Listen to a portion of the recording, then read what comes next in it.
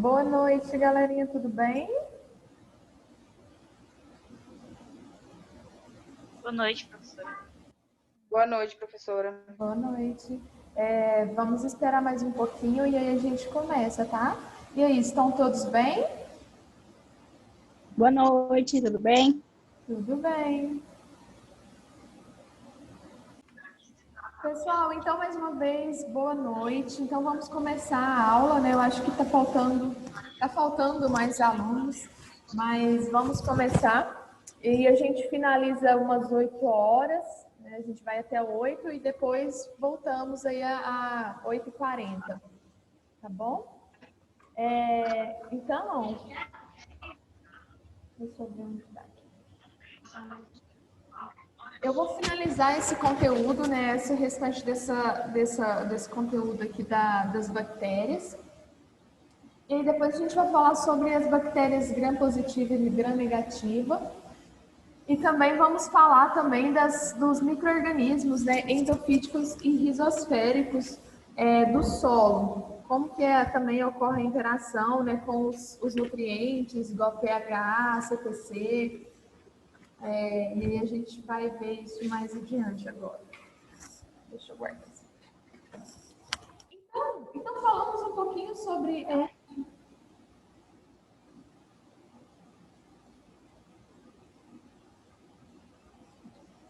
Vocês estão conseguindo ver?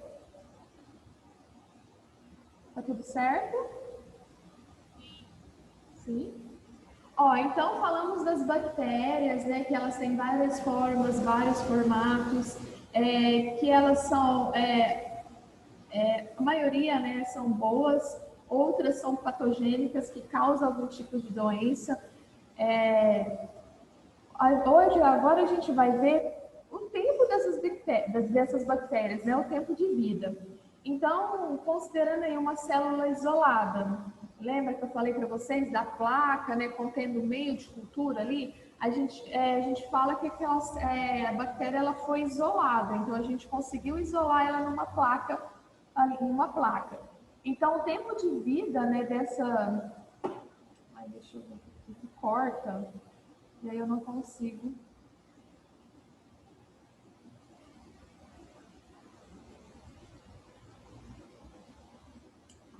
De uma bactéria, então vai do termo, né, do termo ali da divisão celular anterior até o final da próxima divisão. Mas uma população bacteriana, ela existe por um tempo indeterminado. Por quê? Isso vai variar, né, do nutriente que tem ali. Então, se tem algum alimento para ela vai sobreviver por muito e muito tempo.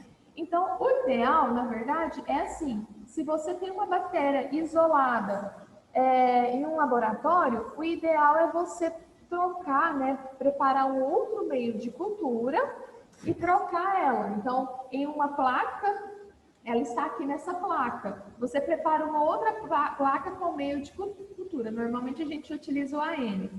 Então, aí você pega a bactéria que está aqui e passa para uma outra placa que tem um meio de cultura bom, né? Que acabou de fazer. Então, aí depois de 3 meses, é bom ficar renovando sempre. Porque senão corre o risco desse meio de cultura, desse nutriente secar ali, e aí ela vai acabar morrendo. E se for uma bactéria boa, né, que tem várias funções, você acaba perdendo todo o material. Então, por isso que é bom, às vezes, fazer mais placas dessa bactéria que você isolou. Então, o tempo é indeterminado, né? Você que faz, você que mantém ela viva ali mesmo. E na geladeira, né, porque na geladeira ali ela vai cessar o crescimento dela e também vai evitar o risco, né, de contaminação. Então, em procariotes, né, que são as bactérias, o termo crescimento, então, indica o aumento do número de células ou o aumento de massa de uma população, ou seja, né, crescimento populacional. Então, olha só, o crescimento, né, em média aí é de 20 minutos. Então, a bactéria ela leva em 20 minutos para se desenvolver, para crescer. Então, a cada 20 minutos, uma nova geração de indivíduo ela é produzida. Então, a divisão, a multiplicação das bactérias é muito rápido. Rápido mesmo. E ali você tem várias bactérias numa placa só. Lógico, se você isolar numa placa apenas aquela colônia, em outra placa você vai ter o mesmo indivíduo, só tem que em maiores quantidades. Então, a multiplicação é rápida. Quais são os... Aí essas outras... Ô, professora, aí essas outras morrem? Você fala qual? Por exemplo, que nem você falou aí, uma placa com um monte de bactéria produz outras, aí essas outras morrem? Não, não morre não. É divisão, né? Ela se multiplica. Lembra que eu falei para vocês que uma única célula, ela dá origem a duas novas células, mas ela não morre. Ela pode, às vezes, perder um pouco a sua capacidade, mas ela não morre. Se for em um laboratório que você consegue controlar ali, você mantém vivo. Mas não morre, tá? Agora, se for uma bactéria no nosso corpo ou que está presente ali no solo, na terra, ela tem um tempo, sim. Às vezes ela morre. Quando ela morre, ela libera os nutrientes que a planta precisa. Ou se tiver no nosso organismo, né? Se for patogênica, se for a patogênica, né, que causa alguma doença, quando ela morrer, ela pode liberar aí, outras doenças ou o DNA, e nesse DNA pode conter algum material ali que pode causar algum dano ao seu hospedeiro. Né? Isso pode acontecer. Mas se for em um laboratório, a gente não deixa isso acontecer, porque às vezes a gente precisa, né? Entendeu?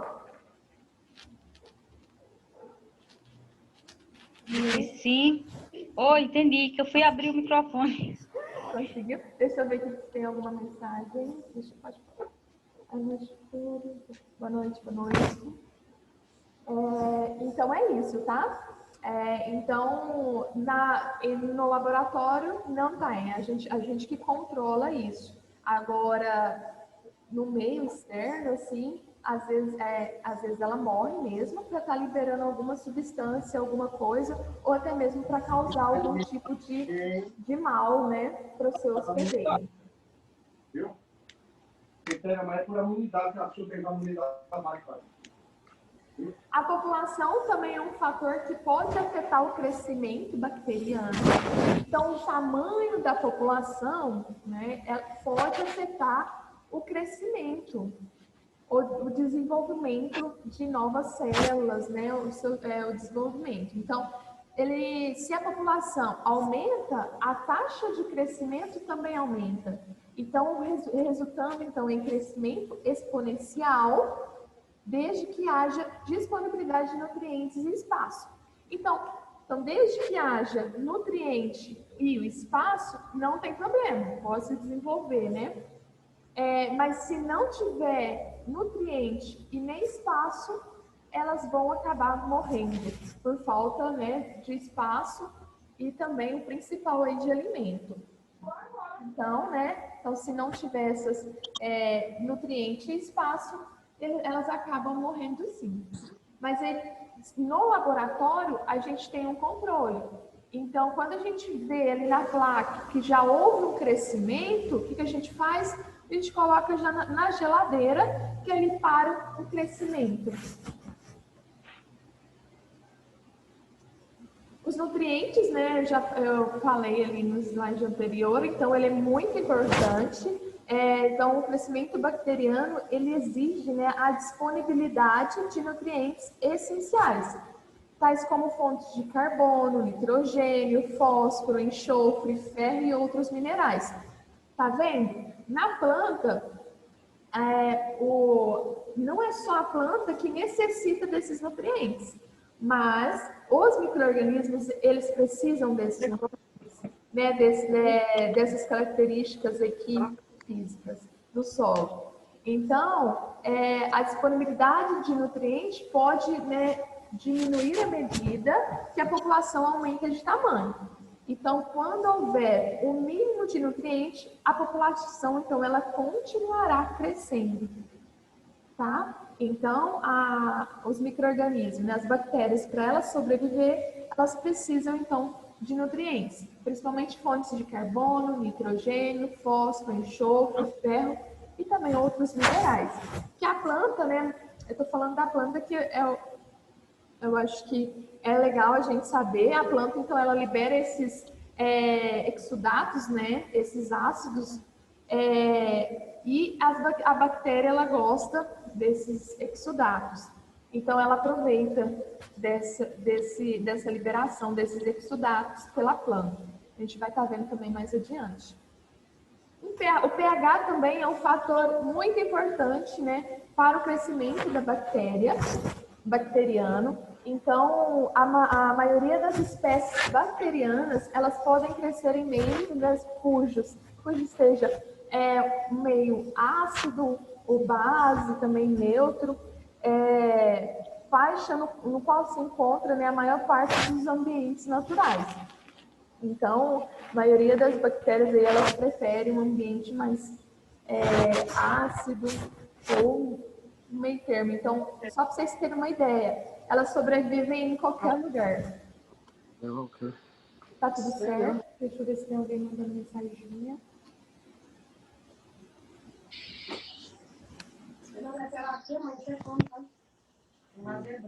Gente, a Jéssica, você não está me ouvindo? É só ela ou tem mais gente que não está conseguindo me ouvir? Ou tá legal? Jéssica, conseguiu me ouvir?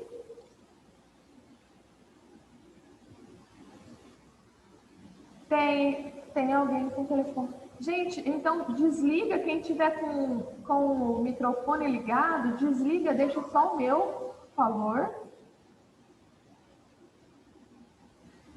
A Jéssica tá por aí. Gente, vocês estão conseguindo me ouvir legal? Tá legal?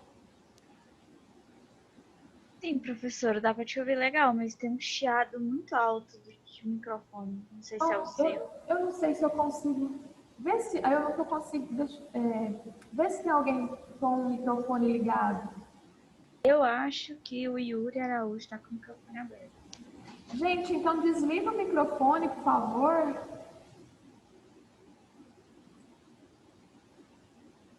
Se eu voltar aqui, fecha os slides. Aí eu não consigo, deixa eu ver.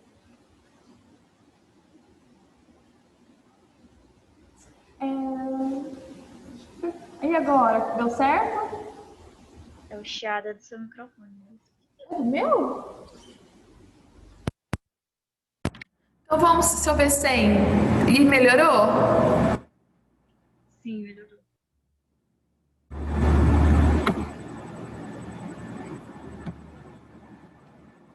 Vocês estão conseguindo ver, ouvir normalmente? Eu estou. Agora acho que é eu que não. Professora, eu tô aqui, tá? Tá. Ai, caiu, mas voltou aqui pra mim. Tá bom, não tem problema não, tá? Ó. Tá bom. Então, se eu colocar vocês no chiado.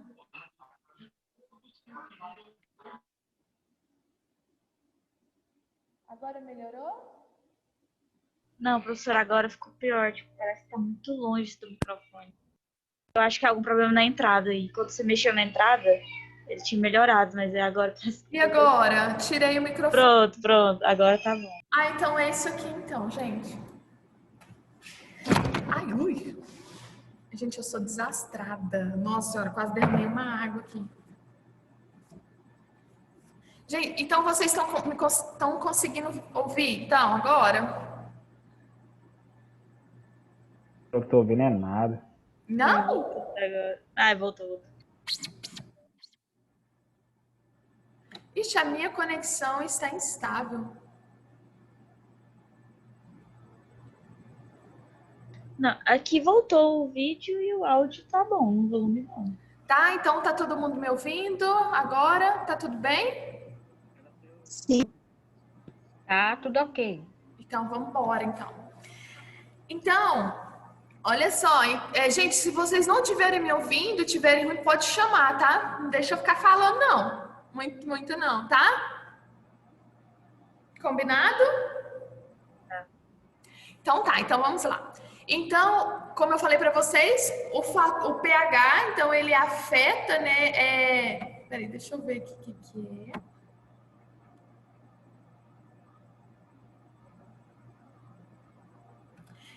Então, o pH, então, olha só, independentemente, né, do pH, as bactérias, elas estão ali presentes, tá? Então, umas, lógico, elas vão se adaptar, né, em ambientes mais ácidos, outros mais neutro, alcalino, então não tem, de todo jeito tem bactéria ali presente. A maioria das bactérias, elas não crescem em valores de pH com uma unidade acima ou abaixo do seu pH ótimo, tá? Então, igual o solo do cerrado, ele é um solo mais ácido, tá? Mais ácido. Então, temos presença de bactérias ali e as bactérias também, elas são iguais, né? Elas se adaptam ali com maior facilidade.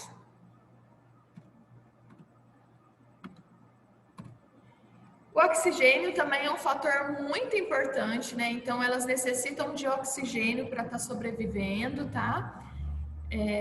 Então, temperatura é outro fator importante. Então, à medida que a temperatura se aproxima de um valor ótimo, a taxa de crescimento ela aumenta rapidamente, porque a cinética de reação das enzimas nas células da população, ela aumenta, então, de modo diretamente proporcional.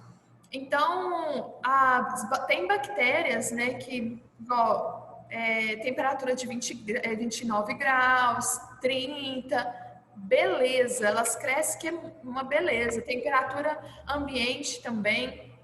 Então, sempre vai ter um crescimento.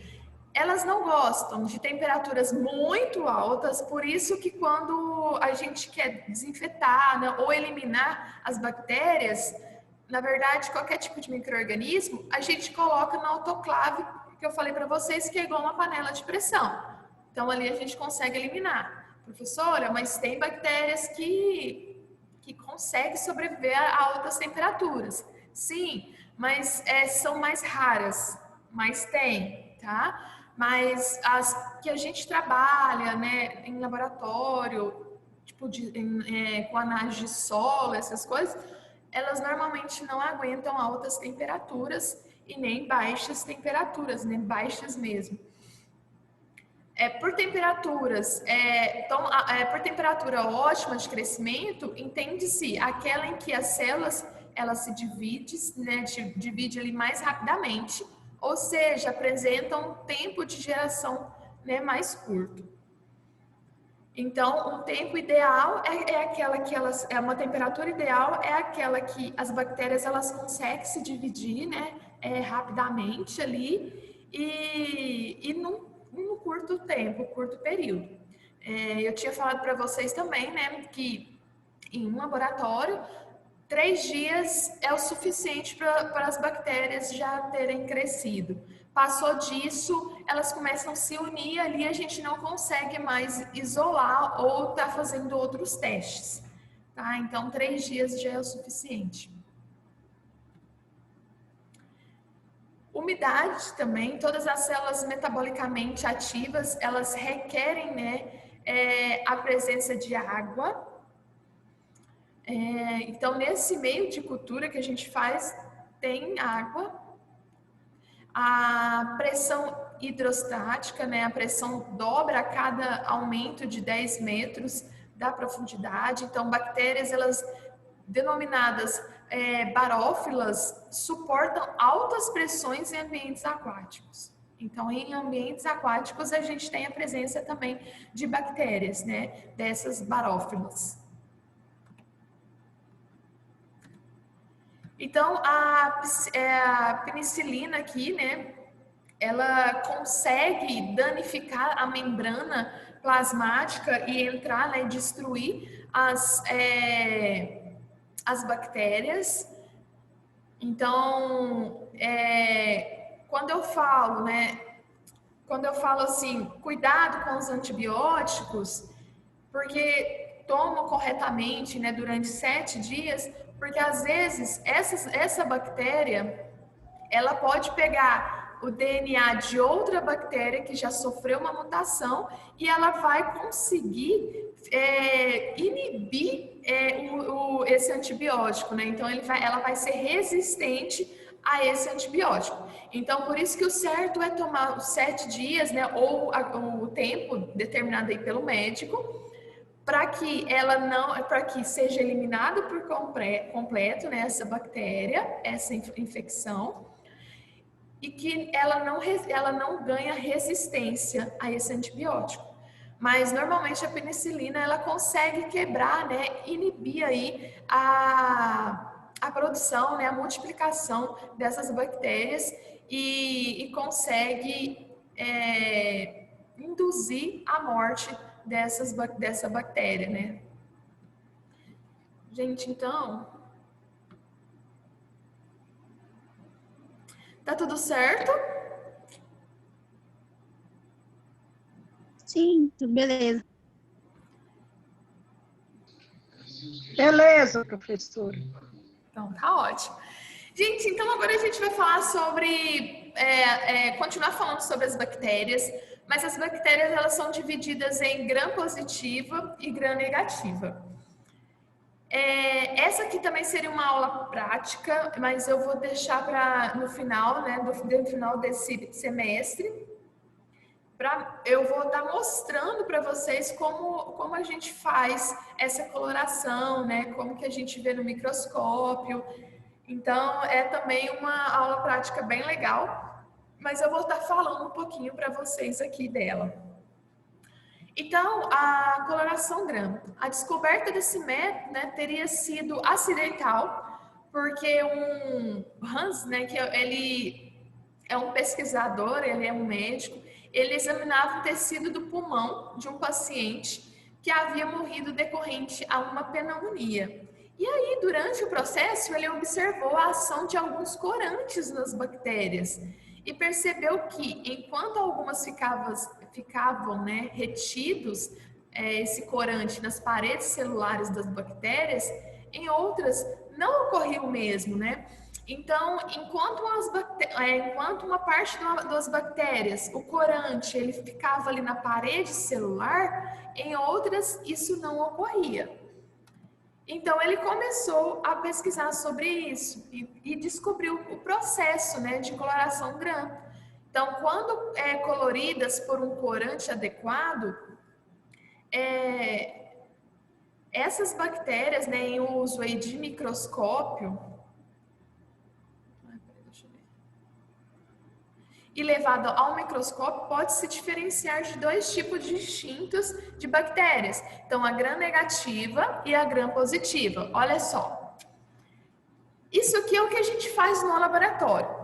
Então, em uma lâmina, né, a gente coloca um pouco de uma bactéria, faz um esfregaço, né, em uma lâmina, e aí a gente aplica aqui cristal de violeta, a gente deixa por 1 minuto mais ou menos, depois lava com água corrente, água destilada, depois a gente aplica o iodo, lava novamente, né, deixa agir ali por 1 minuto, lava novamente, depois a gente lava, acrescenta o álcool, aí você me fala, nossa, mas lavar tanto assim, dá retirar toda a bactéria dali, mas não tira, tá? Ela permanece ali. Aí a gente lava com álcool, depois a gente lava de novo com água e por último a gente aplica a safrina, né?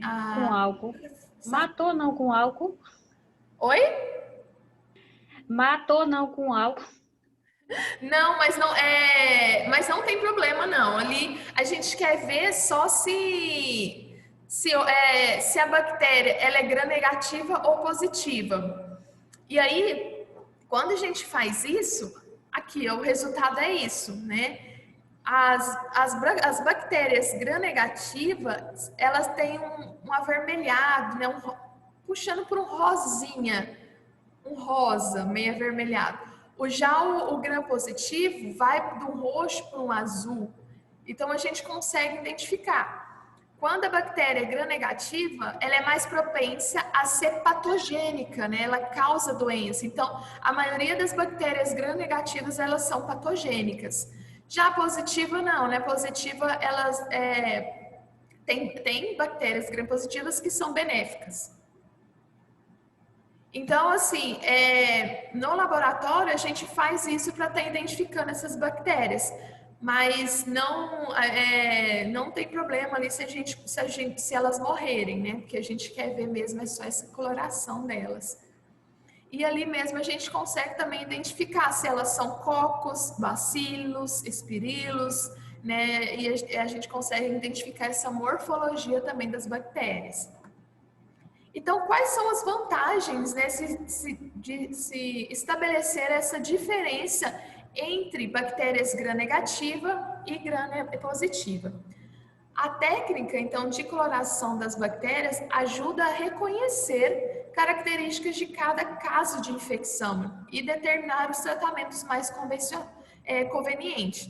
Então, através dessa técnica, dá para ver qual é o tipo de enfermidade, né? E qual não é assim, dá só para a gente determinar qual é o primeiro passo que a gente vai tomar ali. Então, já dá para o médico ali já receitar algum tipo de medicação para estar já ajudando a combater, até ficar sabendo mesmo qual que é a enfermidade. Mas só por essa análise já dá para identificar se é maligna, né? Se a bactéria é gram-negativa, realmente tem algum tipo de infecção ali. Se ela é positiva, não tem uma infecção. Então, só através dessa técnica, o médico, né, ele já sabe qual caminho deve proceder, se deve entrar com medicação ou não. Então, cerca de 90%, né, 95% das bactérias gram-negativas são patogênicas.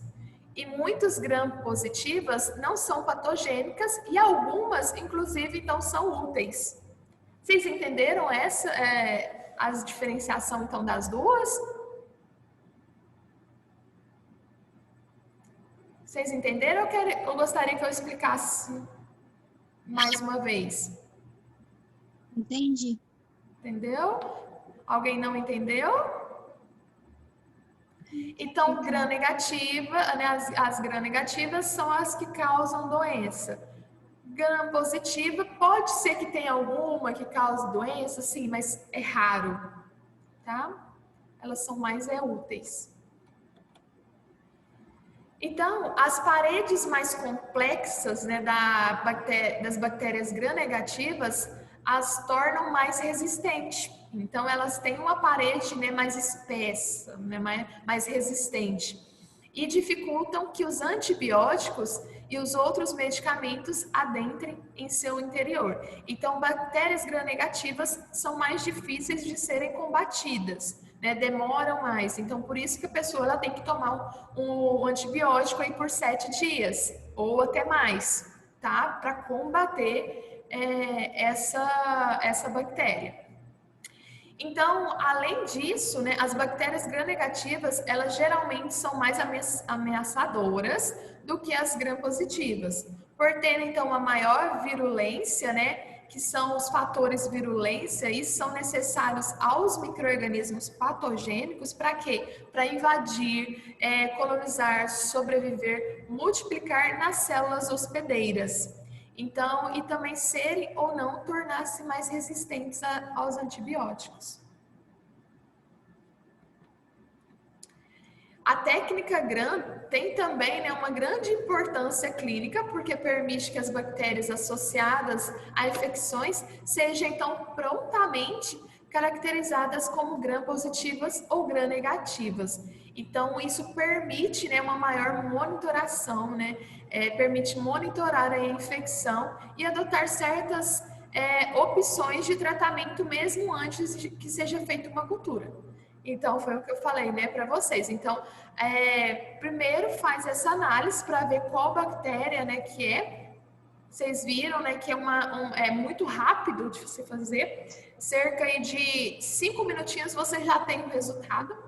Se é gram positiva ou gram negativa. Se for gram negativa, você já adota aí medidas, né, que permitem monitorar a infecção, já entra com antibiótico.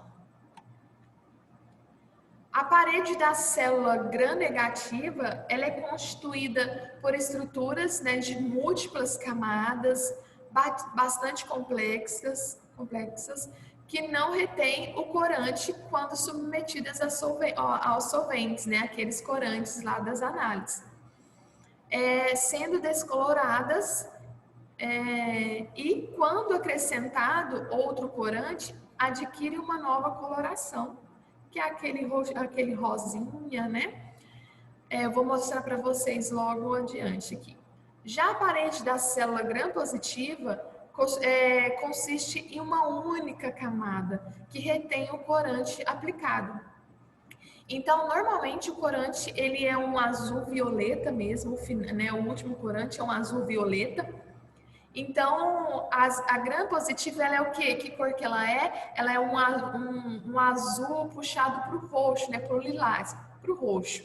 Então, quer dizer que ele retém mais esse corante, porque ele tem apenas uma camada, né, da parede celular.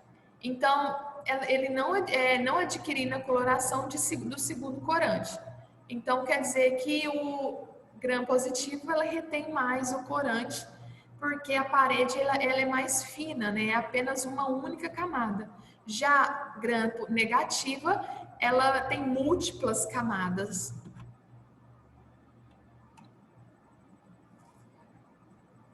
Eu acho que aqui, então, olha só, aqui ela tem a gram-positiva, aqui tem apenas, né, tem pequenas camadas aqui, de camadas mesmo. Aqui no gram-negativo a gente encontra várias camadas, né?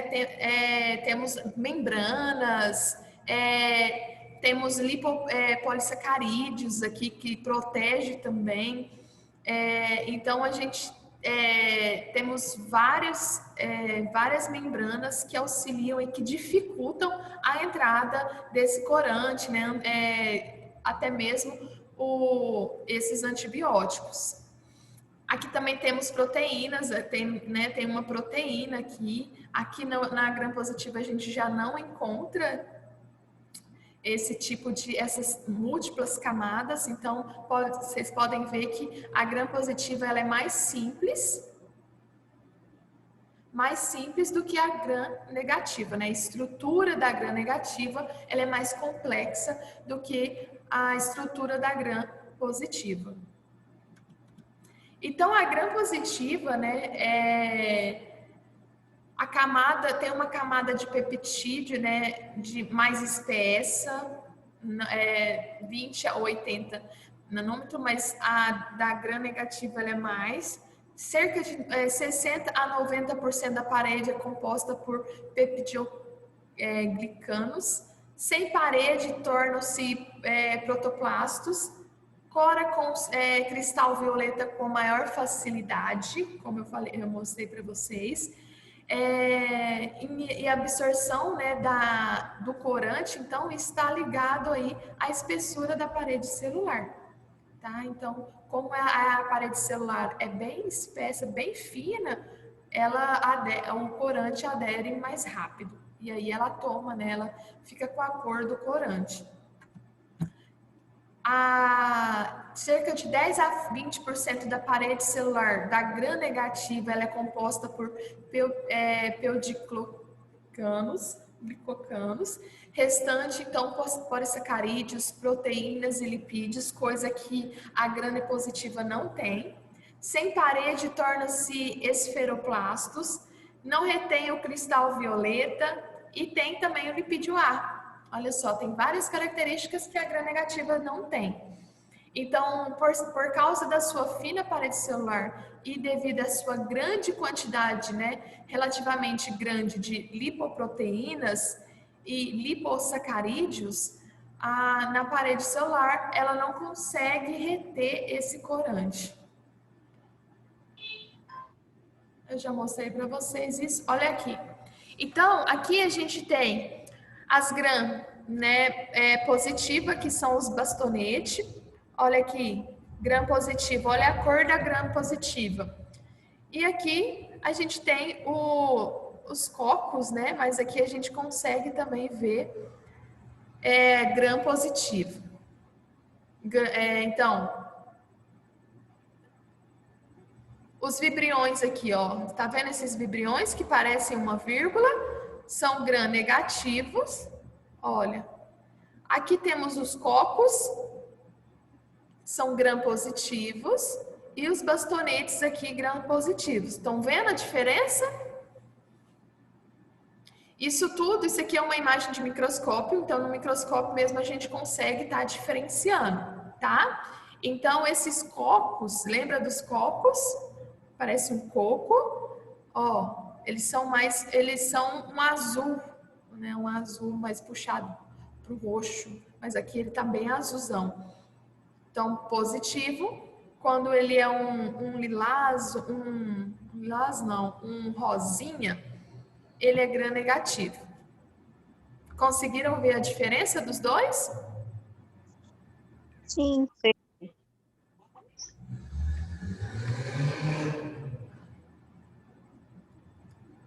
Então, como agem patogenicamente as bactérias gram-positivas e gram-negativas? Hoje eu trouxe o copo da minha filha. É da Frozen, gente. Muito chique. As bactérias, elas agem patogenicamente por meio, né, de toxinas. Então, as toxinas das bactérias patogênicas, elas são substâncias que causam danos aos tecidos animais. Então, quando ocorre o rompimento da célula bacteriana, ocorre a liberação da toxina.